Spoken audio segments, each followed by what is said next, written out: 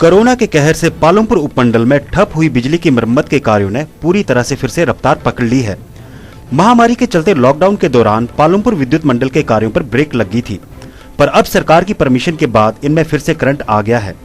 वरिष्ठ अधिशासी अभियंता मंडल पालमपुर पीसी कपूर ने बताया कि हुल्टा में 33 केवी स्टेशन का काम, टांडा में स्टेशन का काम और पालमपुर टाउन में ट्रांसफार्मर अपग्रेडेशन व लाइन बदलने के तमाम काम कोरोना महामारी के चलते लॉकडाउन दौरान प्रभावित हुए थे। इनकी अनुमानित लागत लगभग 13 करोड़ रुपए है। अब इन कार्यों को रफ्तार मिली है और जल्द ही उपभोक्ताओं को इसका लाभ मिलना शुरू हो जाएगा।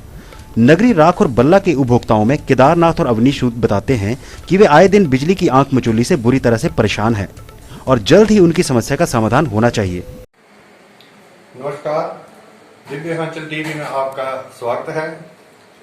नगरी, चिचिंगा, कुलून, राख, बल्ला आदि गांव में पिछले कई दिनों से बिजली की आपूर्ति बाधित हो रही थी।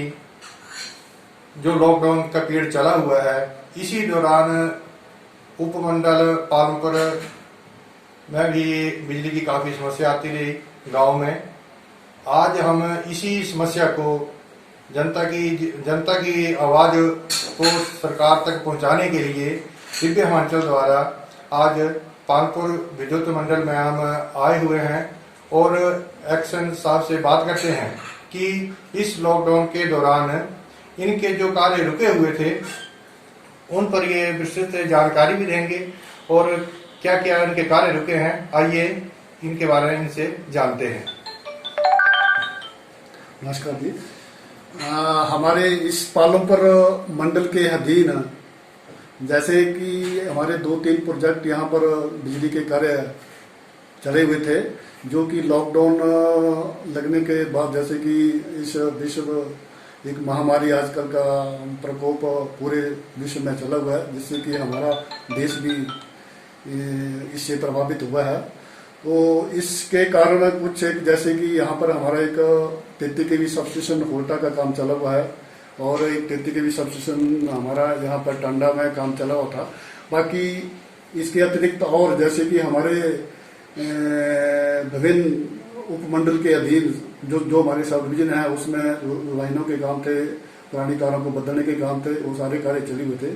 तो इस कारण थोड़ा सा हमारा बीच लॉकडाउन में ये सारे कार्य प्रभावित हुए हैं।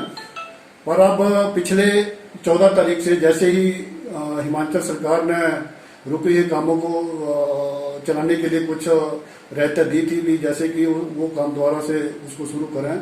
इसके बीमारी के उसके जो भी इसमें हिदायतें दी थी, जैसे कि जरूरी सोशल डिस्टेंसिंग करना, मास्क लगाना, हैंड ग्लव लगाना, तो वो सारे उपकरणों के साथ अब हमने यहाँ पर अपने काम शुरू करवाए हैं। जैसे कि 33 केवी सबस्टेशन टांडा में था, उसका कार्य चला हुआ है, तो अब दोबारा फिर वो शुरू हुआ पिछले हफ्ते ही। अमाउंट उसमें लगभग 6.5 करोड़ की वो हमारा प्रोजेक्ट है। उसमें लगभग 60% काम हो चुका था पहले, अब 40% काम बचा है। तो उसकी ट्रांसफार्मर की फाउंडेशन, स्विचयार्ड का काम और 33 की भी लाइन जो काम है वो पूरा हो चुका उसका। तो सबस्टेशन का काम जो बचा हुआ था लगभग 40% कार्य है, तो उसका काम अब दोबारा फिर शुरू हुआ है। तो उसको इससे लगभग 1.5 महीने का जो था इसमें इस काम का प्रभावित तो जरूर हुआ है, पर उसको अब दोबारा शुरू कर दिया हमने। तो सर ऐसा है, ये जो मैंने पहले भी आपको बताया कि जो गांव में बिजली की समस्या, नगरी वगैरह, ऐसे तो कोई हमारे जैसी समस्या ऐसे तो चलो हमारी कोशिश यही रहती है समय समय पर उपभोक्ताओं की जो भी शिकायतें हैं या बिजली आने की किसी तरीके की, उसको हम जरूर अटेम्प्ट करने की कोशिश करते हैं।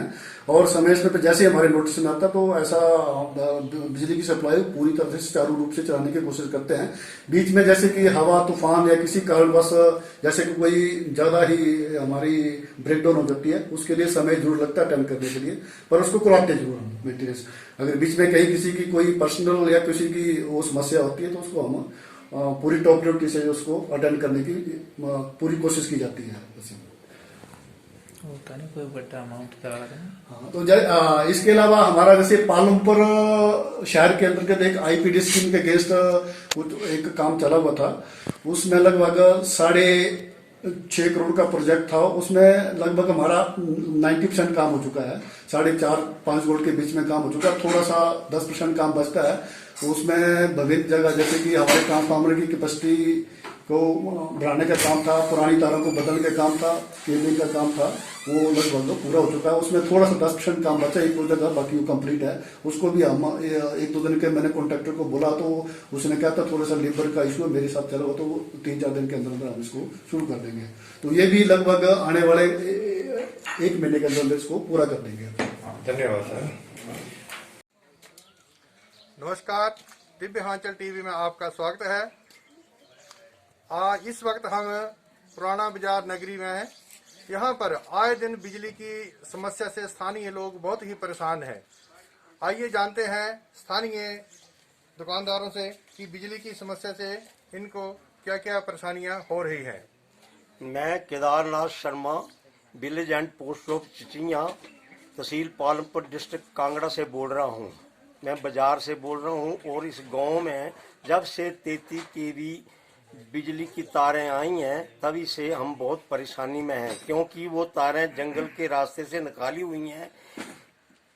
जरा भी हवा चलती है तो वो तारें जो वो अटैच हो जाती हैं और वो बिजली जो है ऑटो कट हो जाती है। और पहले सुना था कि जब 33 kV की बिजली आ जाएगी तो एक तरफ से जाएगी, दूसरी तरफ से आ जाएगी, कभी परेशानी नहीं होगी। जब भी 33 kV की जब से बिजली आई हुई है पूरा गांव परेशान है और बिजली की समस्या जो है बहुत खराब है। मैं अवनीशूर नगरी निवासी। हमारे नगरी में आए दिन बिजली की समस्या होती रहती है। जब से 33 kV लगा हुआ है, चाहे मौसम अच्छा हो चाहे खराब हो, ये बिजली की समस्या बनी रहती है। जैसे कि आजकल लॉकडाउन लगा हुआ है, बच्चों को, औरतों को घर में रहना पड़ रहा है, लेकिन बिना पंखे के और बिना केबल के कोई घर पे कैसे रुके। विद्युत विभाग से निवेदन है कि इस चीज़ का निवारण किया जाए।